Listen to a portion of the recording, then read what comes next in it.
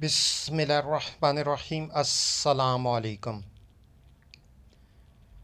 عارف ربانی علامہ Tabatabai رحمۃ اللہ علیہ فرمایا کرتے تھے کہ میں نے خاموش رہنے کے عظیم آثار مشاہدہ کیے ہیں۔